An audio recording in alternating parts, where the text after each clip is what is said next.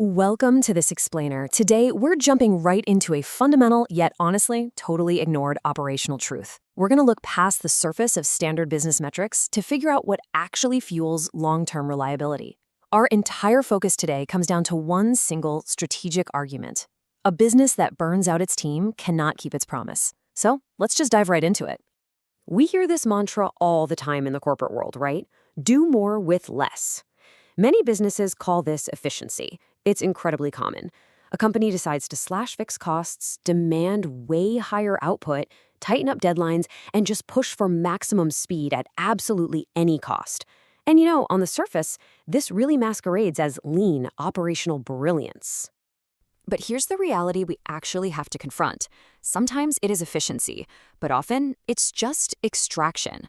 The crucial point here is understanding the real difference between genuine productivity and a system that literally only functions because it relies on massive, daily personal sacrifice to rescue broken processes. The company might look lean, the deadlines are technically met, but that hidden build, it's quietly adding up. Let's actually trace how this plays out over time, because it's a predictable failure loop that, unfortunately, a lot of us have lived through. When a company uses its people as the easiest available lever to make up for weak systems, it always starts at hour one, with chronic overload. That quickly turns into day one fatigue. By week one, you're seeing entirely preventable mistakes creeping in. Month one brings deep customer disappointment.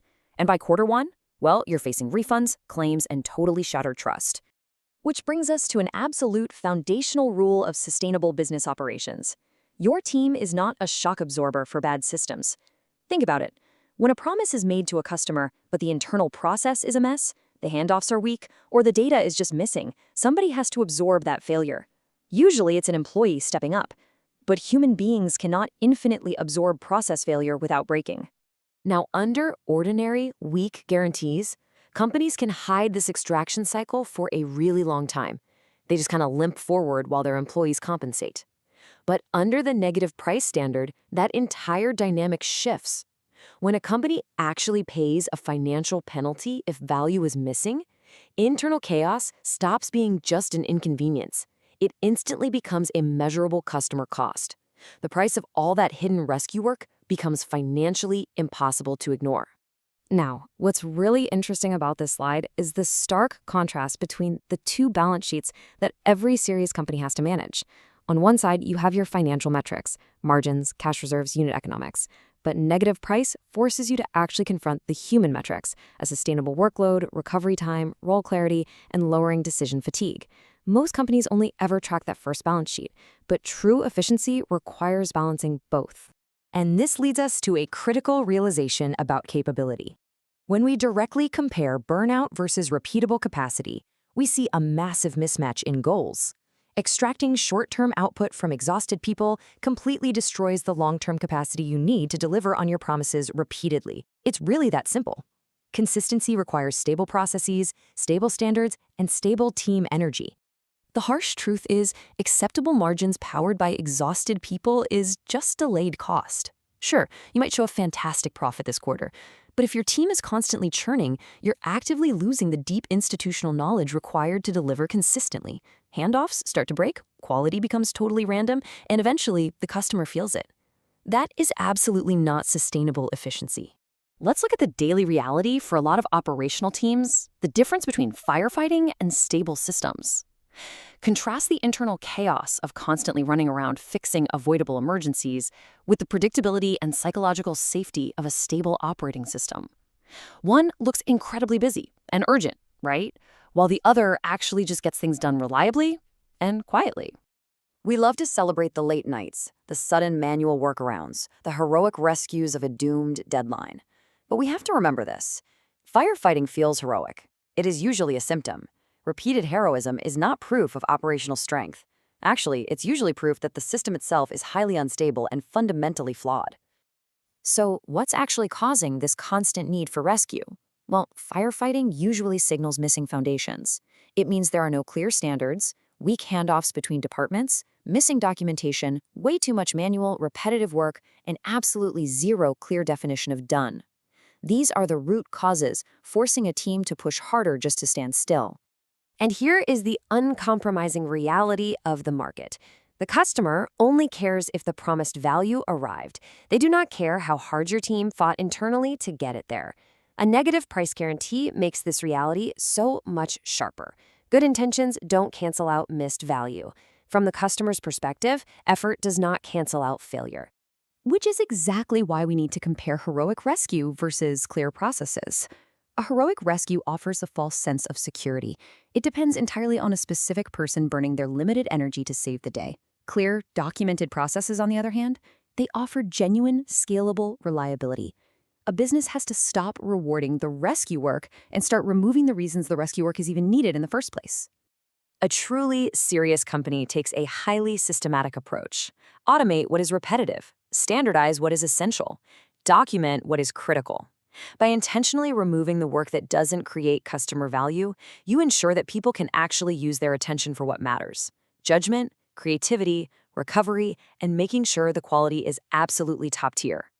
The beauty of this systematic approach is its dual benefit. Every process improvement protects two things at once: margins and human energy. Technology and operational improvements aren't just cold corporate cost-saving tools. They are survival design. They protect your people from the unnecessary friction of fixing the exact same preventable failures again and again. Ultimately, this builds a much stronger foundation for the market. When we look at employee depletion versus reliable customer value, the connection is undeniable. You cannot build a repeatable, durable brand if you treat your employees like disposable batteries. They are the core asset required to deliver on your promises. Customer values simply can't remain stable if the people producing it are constantly running on empty. So what does doing this right actually look like?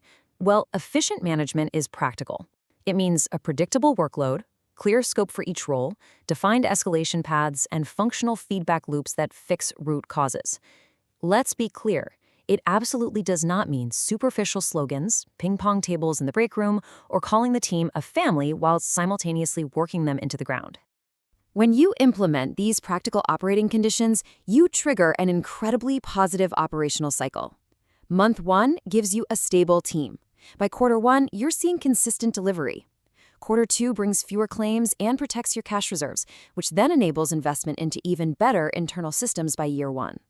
Protecting team energy directly funds a more profitable, capable business. And this is precisely why stronger guarantees change everything. Negative price aligns incentives and forces a healthier internal machine. When missing value triggers real financial penalties, your operations and culture improve immediately. Why? Because internal chaos, vague excuses, and preventable mistakes simply become far too expensive to tolerate. It literally forces optimization across the board. This leads us to a non-negotiable truth of business accountability. Burning people can produce output. It cannot produce repeatable value. Short-term extraction is entirely incompatible with long-term accountability. Penalties don't care about how hard you tried. They only care about the results you actually delivered. So keep this core principle in mind. Your team is not simply an expense to minimize. Your team is the operating system that keeps your promise alive. A company that removes chaos and protects human energy isn't slower, and it definitely isn't softer. It is vastly more scalable, more reliable, and ultimately so much more capable of keeping its word. This entire philosophy is totally central to the concept of NegBook. To use their exact phrasing, well-being is impossible if you don't measure it. You can actually explore this further at www.negbook.com. It perfectly connects to internal business health because promised value has to be real enough to survive accountability, and that starts directly with the people delivering it. So, before you attach a seller-side consequence to your own offer, you really need to assess your true internal delivery capacity. Apply for the -1 diagnostic. There's a link right in the description, negbook.com/negative price standard. Take the time to test whether your business can actually deliver without exhausting the people standing behind it. I want to leave you with this final, vital thought to reflect on as we wrap up this explainer. Ask yourself, is your team building your future, or are they just buffering your failures? Because ultimately, a business that burns out its team cannot keep its promise.